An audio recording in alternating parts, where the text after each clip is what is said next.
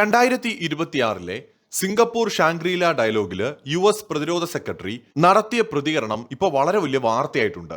US പ്രതിരോധ secretary ആയിട്ടുള്ള Pete Hegseth അദ്ദേഹം വളരെ പ്രധാനപ്പെട്ട ഒരു വിഷയത്തെക്കുറിച്ചാണ് അവിടെ സംസാരിച്ചത്. ഒരു പാകിസ്ഥാൻ മാധ്യമ പ്രവർത്തക ചോദിച്ചു, അമേരിക്കയുടെ ഇന്റലിജൻസ് റിപ്പോർട്ടൊക്കെ അനുസരിച്ച് പാകിസ്ഥാൻ ഭൂഖണ്ഡാന്തര ബാലിസ്റ്റിക് മിസൈൽ നിർമ്മിക്കുന്നത് അമേരിക്ക ഉൾപ്പെടെയുള്ള രാജ്യങ്ങൾക്ക് ഭീഷണിയാണെന്നാണല്ലോ കരുതുന്നത്. എന്നാൽ സമീപകാലത്തായിട്ട് ഇന്ത്യ അവരുടെ അഗ്നി 6 മിസൈൽ പരീക്ഷിച്ചിരിക്കുകയാണ്.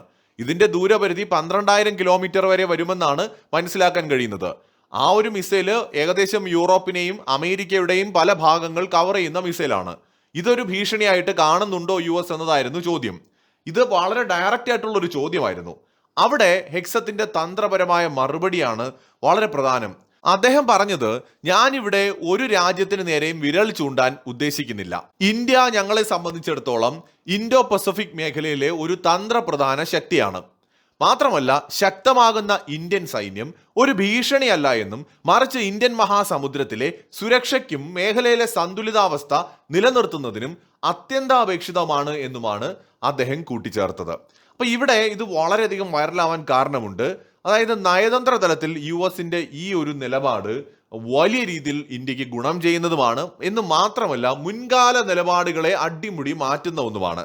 നേരത്തെ ഇത്തരം സംഭവങ്ങൾ ഉണ്ടായിക്കഴിഞ്ഞാൽ പലപ്പോഴും USന്റെ ഭാഗത്ത് നിന്ന് വലിയ രീതിയിലുള്ള പ്രതിഷേധങ്ങൾ ഉണ്ടാവാറുണ്ട്, പരസ്യമായ കുറ്റപ്പെടുത്തൽ ഉണ്ടാകാറുണ്ട്. എന്നാൽ ഇനി അതിൻ്റെയൊക്കെ കാലം കഴിഞ്ഞുവെന്നും വ്യക്തവും പ്രായോഗികവുമായിട്ടുള്ള ഉഭയകക്ഷി ബന്ധങ്ങൾക്കാണ് US പ്രാധാന്യം നൽകുന്നത് എന്നുമാണ് അവരുടെ പ്രതിരോധ സെക്രട്ടറിയുടെ വാക്കുകൾ വ്യക്തമാക്കുന്നത്. ഇന്ത്യയുടെ പ്രതിരോധ മുന്നേറ്റങ്ങളെ തടയാൻ വാഷിംഗ്ടണിന് യാതൊരു ഉദ്ദേശവുമില്ല എന്ന് വ്യക്തമാക്കുന്നതായിരുന്നു അദ്ദേഹത്തിന്റെ മറുപടി. പ്രാദേശിക സുരക്ഷയുടെ കാര്യത്തിൽ USഉം ഇന്ത്യയും എത്രത്തോളം ഒരുമിച്ച് നിൽക്കുന്നു എന്ന് അയൽ രാജ്യങ്ങൾക്ക് മുന്നിൽ ഈ സംഭവം തെളിയിക്കുകയും ചെയ്തു. ഇതിനകത്ത് 2-3 ചോദ്യങ്ങൾ നമ്മൾ നേരിടേണ്ടതായിട്ടുണ്ട്. ഒന്ന്, പാകിസ്ഥാന്റെ മിസൈലുകളെ അപകടകരമായി കാണുന്ന അമേരിക്ക ഇന്ത്യയെ പിന്തുണയ്ക്കുന്നത് എന്തുകൊണ്ട്? അതായത് പാകിസ്ഥാന്റെയും ഇന്ത്യയുടെയും മിസൈൽ സാങ്കേതിക വിദ്യകളെയും ആണവായുധ ശേഖരങ്ങളെയും അമേരിക്ക 2 വ്യത്യസ്ത കണ്ണിലൂടെയാണ് കാണുന്നത്. അതിൽ വളരെ പ്രധാനപ്പെട്ട ഒരു കാര്യം സുരക്ഷിതത്വവും ഉത്തരവാദിത്വവും പ്രധാനമാണ്. ഇന്ത്യക്ക് വ്യക്തമായ നോ ഫസ്റ്റ് യൂസ് എന്ന് പറയുന്ന ഒരു നയമുണ്ട്. കൂടാതെ ഇന്ത്യയുടെ ആണവായുധങ്ങളുടെ നിയന്ത്രണം പൂർണ്ണമായും തിരഞ്ഞെടുക്കപ്പെട്ട സിവിൽ ഭരണകൂടത്തിന്റെ കീഴിലുള്ള ന്യൂക്ലിയർ കമാൻഡ് അതോറിറ്റിയാണ്.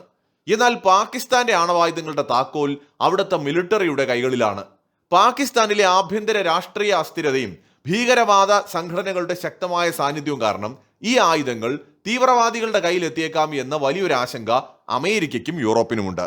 രണ്ടാമത്തേത്, സാങ്കേതിക വിദ്യയുടെ സ്രോതസ് വളരെ പ്രധാനമാണ്. പാകിസ്ഥാന്റെ മിസൈൽ സാങ്കേതിക വിദ്യകൾ, ഉദാഹരണത്തിന് ഷഹീൻ, അബാബിൽ മിസൈലുകൾ ചൈനയിൽ നിന്നും ഉത്തര കൊറിയയിൽ നിന്നും രഹസ്യമായി കടത്തിയതാണ് എന്നത് പരസ്യമായ രഹസ്യമാണ്. എന്നാൽ ഇന്ത്യയുടേത് തദ്ദേശീയമായി വികസിപ്പിച്ചെടുത്ത ആയുധങ്ങളാണ്. ഇനി മറ്റൊന്ന്, ലക്ഷ്യങ്ങളിലെ വ്യത്യാസവും പ്രധാനമാണ്. പാകിസ്ഥാന്റെ മിസൈൽ പ്രോഗ്രാം പൂർണ്ണമായും ഇന്ത്യ കേന്ദ്രീകൃതമാണ്. എന്നാൽ ഇന്ത്യയുടെ അഗ്നി 6 പോലുള്ള ICBMകൾ ചൈനയുടെ ആഴത്തിലുള്ള സൈനിക താവളങ്ങളെയും ആഗോളതലത്തിലുള്ള ഭീഷണികളെയും പ്രതിരോധിക്കാൻ ലക്ഷ്യമിട്ടുള്ളതാണ്. ഇന്ത്യയെ അമേരിക്ക ഒരു ത്രെട്ടായിട്ടല്ല കാണുന്നത്, മറിച്ച് ലോകത്ത് ഉണ്ടാകേണ്ട ഒരു ശക്തിയായിട്ടാണ് കാണുന്നത്. എന്ന് വെച്ച് അമേരിക്കയുടെ മുകളിൽ പോകാൻ പാടില്ല എന്നുള്ള ഒരു കാഴ്ചപ്പാടും അമേരിക്കയ്ക്കുണ്ട്. ഇന്ത്യ ഒരു വലിയ ശക്തിയായിട്ട് നിലനിൽക്കുന്നതിനെ അമേരിക്ക ചോദ്യം ചെയ്യാൻ ആഗ്രഹിക്കുന്നില്ല. പക്ഷെ അമേരിക്കയുടെ മുകളിൽ ശക്തമായ ഒരു ഇന്ത്യ അവർ ആഗ്രഹിക്കുന്നുമില്ല. അമേരിക്കയുടെ പലപ്പോഴായിട്ടുള്ള പ്രതികരണങ്ങളിൽ നിന്ന് നമുക്ക് മനസ്സിലാവുന്ന കാര്യമാണ്. പക്ഷെ മുൻകാലങ്ങളിൽ ഇന്ത്യ ഒരു വലിയ ശക്തിയായിട്ട് നിലനിൽക്കുന്നതിനെ പോലും അമേരിക്ക ഭയപ്പെടുകയോ അല്ലെങ്കിൽ ആഗ്രഹിക്കുകയോ ചെയ്തിരുന്നില്ല.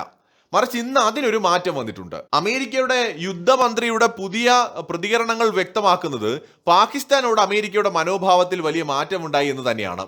പതിറ്റാണ്ടുകളായി അന്താരാഷ്ട്ര വേദികളിൽ ഇന്ത്യൻ ഭീതി ഉയർത്തിക്കാട്ടി സഹായങ്ങളും ആയുധങ്ങളും വാങ്ങിയിരുന്ന പാകിസ്ഥാന്റെ നയതന്ത്രത്തിനേറ്റ ഏറ്റവും വലിയ പ്രഹരമാണ് ഇന്ത്യൻ ICBM അമേരിക്ക ഒരു ഭീഷണിയായി കാണാത്തതും പാകിസ്ഥാൻ അങ്ങനെയൊന്നും നിർമ്മിക്കാൻ പരിശ്രമിക്കുന്നതിനെ ഭീഷണിയായി കാണുന്നതും. മുൻപ് ഇന്ത്യ ആണവ പരീക്ഷണം നടത്തിയപ്പോൾ അമേരിക്ക ഇന്ത്യക്ക് മേൽ ഉപരോധം ഏർപ്പെടുത്തിയിരുന്നു. അന്ന് പാകിസ്ഥാനെ അമേരിക്ക തങ്ങളുടെ സഖ്യകക്ഷിയായിട്ട് കൂടെ നിർത്തി. എന്നാൽ ഇന്ന് ഇന്ത്യ 10,000 കിലോമീറ്ററിന് മുകളിൽ ദൂരപരിധിയുള്ള മിസൈൽ ഉണ്ടാക്കുമ്പോഴും അമേരിക്ക അതിനെ ചോദ്യം ചെയ്യുന്നില്ല. ഇത് പാകിസ്ഥാന് അന്താരാഷ്ട്ര തലത്തിൽ തങ്ങളുടെ വാദങ്ങൾ ബോധ്യപ്പെടുത്താൻ കഴിയുന്നില്ല എന്ന അവസ്ഥ ഉണ്ടാക്കിയിട്ടുണ്ട്. പണ്ട് അമേരിക്കൻ വിദേശ നയത്തിൽ ഇന്ത്യ പാകിസ്ഥാൻ ഒരൊറ്റ ശ്വാസത്തിലാണ് പറഞ്ഞിരുന്നത്. എന്നാൽ ഇന്ന് അമേരിക്ക പാകിസ്ഥാനെ കേവലം ഒരു പ്രാദേശിക അസ്ഥിര രാജ്യമായും ഇന്ത്യ ഒരു ആഗോള തന്ത്രപ്രധാന പങ്കാളിയായിട്ടും വേർതിരിച്ചു കഴിഞ്ഞു. പാകിസ്ഥാനെ അമേരിക്കയ്ക്ക് ആവശ്യമാണ്, അമേരിക്കയുടെ പല കാര്യങ്ങളും ചെയ്യാൻ, ഒരു കൂലി പട്ടാളത്തിനെ പോലെ. എന്നാൽ ഇന്ത്യ അമേരിക്ക മറ്റൊരു പ്രധാന പങ്കാളിയും ശക്തിയുമായിട്ട് അംഗീകരിക്കുന്നു എന്നതാണ് അമേരിക്കയുടെ നിലപാടിലുണ്ടായ ഒരു വ്യത്യാസം. അതായത് റഷ്യയ്ക്ക് പിന്നാലെ ഇന്ത്യയെ ഒരു മഹാശക്തിയായിട്ട് അമേരിക്ക അംഗീകരിക്കുന്നു എന്ന് നിസ്സംശയം പറയാം. ഇന്ത്യ വെറും ഒരു പ്രാദേശിക ശക്തിയല്ല എന്നും മറിച്ച് ഒരു ഭൗമ രാഷ്ട്രീയ ധ്രുവമായിട്ട് വളർന്നിരിക്കുന്നുവെന്നും അമേരിക്ക പൂർണ്ണമായും സമ്മതിക്കുന്നു. സോവിയറ്റ് യൂണിയന്റെ കാലം മുതൽക്കേ ഇന്ത്യയുടെ പരമാധികാരത്തെയും സൈനിക പുരോഗതിയും റഷ്യ പിന്തുണച്ചിട്ടുണ്ട്. ഇന്ത്യയുടെ ക്രൂസ് മിസൈലായ ബ്രഹ്മോസ് റഷ്യൻ സഹകരണത്തോടെ നിർമ്മിക്കപ്പെട്ടതുപോലുമാണ്. ഐക്യരാഷ്ട്രസഭയുടെ രക്ഷാസമിതിയിൽ ഇന്ത്യക്ക് സ്ഥിരാംഗത്വം വേണമെന്ന നിലപാട് പോലും ആദ്യമേ എടുത്തൊരു രാജ്യമാണ് റഷ്യ. ഇന്ത്യക്ക് സ്ഥിരാംഗത്വം ഇല്ലെങ്കിലും ഇന്ത്യക്ക് വേണ്ടി തങ്ങളുടെ ആ ഒരു UN സെക്യൂരിറ്റി പവർ, ആ സെക്യൂരിറ്റി കൗൺസിലുള്ള വീറ്റോ പവർ എല്ലാ കാലവും ഉപയോഗിക്കുന്ന ഒരു രാജ്യം കൂടിയാണ് റഷ്യ. എന്നാൽ അമേരിക്കയുടെ മാറ്റമാണ് ആശ്ചര്യപ്പെടുത്തുന്നത്. ചൈനയുടെ ആക്രമണോത്സുകമായ വളർച്ചയെ തടയാൻ ഇന്ത്യക്കല്ലാതെ കഴിയില്ല എന്ന് അമേരിക്ക മനസ്സിലാക്കുന്നു. വൈറ്റ് ഹൗസ് പുറത്തുവിട്ട ദേശീയ സുരക്ഷാ തന്ത്രങ്ങളിൽ ഇന്ത്യയെ ഒരു അത്യന്താപേക്ഷിത പങ്കാളി അഥവാ ഇൻഡിസ്പെൻസിബിൾ പാർട്ട്ണർ എന്നാണ് വിശേഷിപ്പിക്കുന്നത്. G20 ഉച്ചകോടിയുടെ വിജയകരമായ നടത്തിപ്പും ക്വാഡ് സഖ്യത്തിലെ ഇന്ത്യയുടെ പങ്കാളിത്തവും ഇന്ത്യയുടെ മഹാശക്തി പദവിക്ക് അമേരിക്ക വലിയ അംഗീകാരം നൽകുന്നു എന്നതിന്റെ തെളിവുമാണ്. ഇന്ത്യ ലോകത്തിലെ ഏറ്റവും വലിയ ജനാധിപത്യ രാജ്യമാണ്. നിയമവാഴ്ച, സുതാര്യത എന്നിവയിൽ വിശ്വസിക്കുന്ന ഇന്ത്യയുടെ വളർച്ച ആഗോള ക്രമത്തിന് ഭീഷണിയാകില്ല എന്ന് മാത്രമല്ല അനിവാര്യമാണ് എന്ന് പാശ്ചാത്യ രാജ്യങ്ങൾ ഇന്ന് മനസ്സിലാക്കുകയാണ്. ഇന്നത്തെ ഗ്ലോബൽ ഓർഡർ നേരിടുന്ന ഏറ്റവും വലിയ പ്രശ്നം ചൈനയുടെ വളർച്ചയും അതിനെ സപ്പോർട്ട് ചെയ്തുകൊണ്ട് നിലനിൽക്കുന്ന ഉത്തര കൊറിയ അടക്കമുള്ള രാജ്യങ്ങളുടെ പ്രവൃത്തികളുമാണ്. ഏഷ്യയിൽ അമേരിക്കയ്ക്ക് ശക്തമായ പങ്കാളികൾ മുൻകാലങ്ങളിൽ ഉണ്ടായിരുന്നില്ല. ഉണ്ടായിരുന്നതെല്ലാം അമേരിക്കയുടെ ആശ്രിത രാജ്യങ്ങളായിരുന്നു. ഈ ആശ്രിതരെ കൊണ്ട് പൊറുതിമുട്ടുകയാണ് അമേരിക്ക.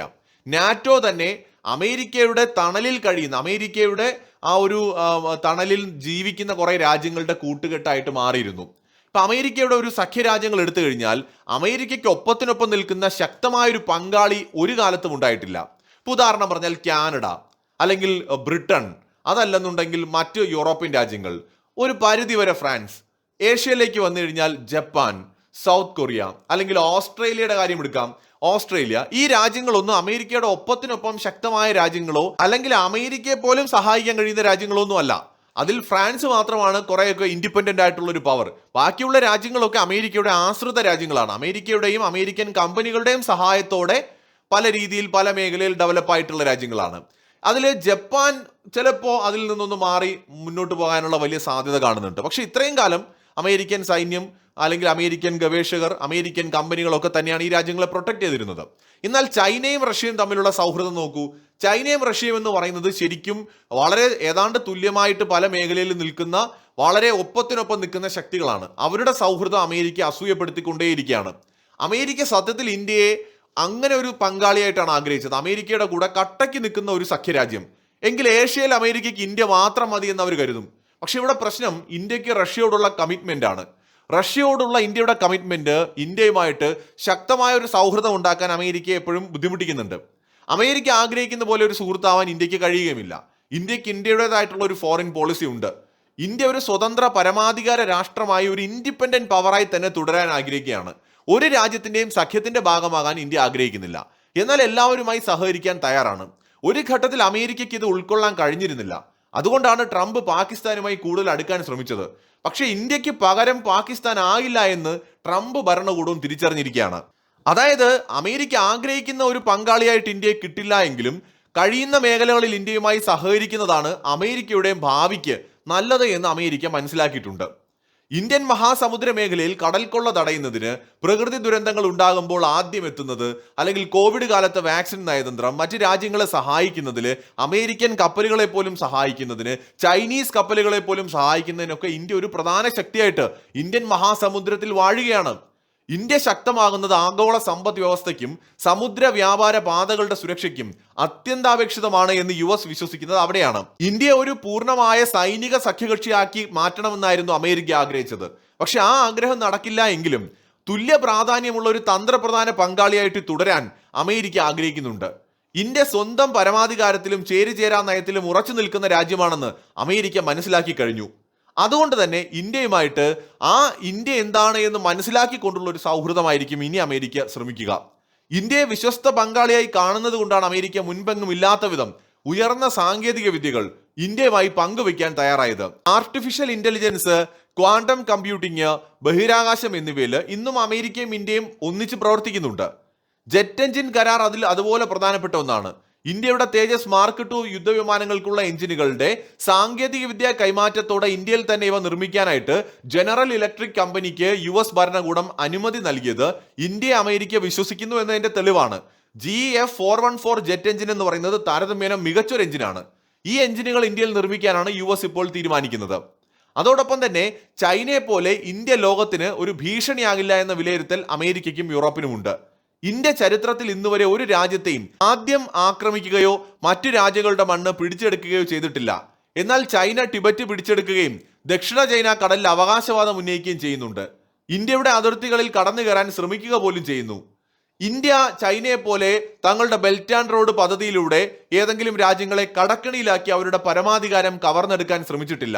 ഇന്ത്യ നിരവധി അയൽ രാജ്യങ്ങളെയൊക്കെ സഹായിക്കുന്നുണ്ട്. പക്ഷേ ഈ സഹായങ്ങൾ അതത് രാജ്യങ്ങളുടെ വികസനത്തിന് വേണ്ടിയിട്ടുള്ളതാണ്. യൂറോപ്യൻ യൂണിയന്റെ ഇൻഡോ പസഫിക് സ്ട്രാറ്റജിയിൽ ഇന്ത്യയെ കേന്ദ്ര ബിന്ദുവായിട്ടാണ് അവർ പ്രതിഷ്ഠിച്ചിരിക്കുന്നത്.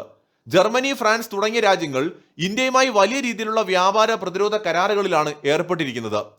ഇന്ത്യയും അമേരിക്കയും തമ്മിലുള്ള ബന്ധം വെറുമൊരു പങ്കാളിത്തമല്ല, അത് 21ാം നൂറ്റാണ്ടിന്റെ ഗതി നിർണ്ണയിക്കുന്ന ഒന്നാണെന്നാണ് US പ്രസിഡന്റ് ജോ ബൈഡൻ ഒരിക്കൽ പറഞ്ഞത്. ഇന്ത്യയുടെ തന്ത്രപ്രധാനമായ സ്വയംഭരണത്തെ ഞങ്ങൾ ബഹുമാനിക്കുന്നു. ശക്തമായ ഇന്ത്യ ആഗോള സമാധാനത്തിന് അത്യന്താപേക്ഷിതമാണെന്നാണ് ലോയിഡ് ഓസ്റ്റിൻ, മുൻ US പ്രതിരോധ സെക്രട്ടറി പറഞ്ഞത്. ചുരുക്കത്തിൽ അമേരിക്കയുടെ യുദ്ധമന്ത്രി അദ്ദേഹം ഈ പാക് മാധ്യമ പ്രവർത്തകയ്ക്ക് നൽകിയ മറുപടി കേവലം ഒരു നയതന്ത്ര ഒഴിഞ്ഞുമാറലല്ല, അത് ഇന്ത്യയുടെ സൈനിക ശക്തിയുടെ വളർച്ച ലോകത്തിന് ഭീഷണിയല്ല, മറിച്ച് ലോകക്രമത്തിന്റെ സുരക്ഷയ്ക്ക് ആവശ്യമാണ് എന്ന അമേരിക്കയുടെയും പാശ്ചാത്യ ലോകത്തിന്റെയും പരസ്യമായ പ്രഖ്യാപനമാണ്. ചൈനയുടെ വിനാശകരമായ വളർച്ചയ്ക്ക് മുന്നിൽ വിശ്വസിക്കാൻ കൊള്ളാവുന്ന ജനാധിപത്യ മൂല്യങ്ങളുള്ള ഒരേ ഒരു മഹാശക്തി ഇന്ത്യ മാത്രമാണ് എന്ന് ഇന്ന് ലോകം തിരിച്ചറിയുകയുമാണ്. മറ്റൊരു വീഡിയോയുമായി വീണ്ടും കാണാം.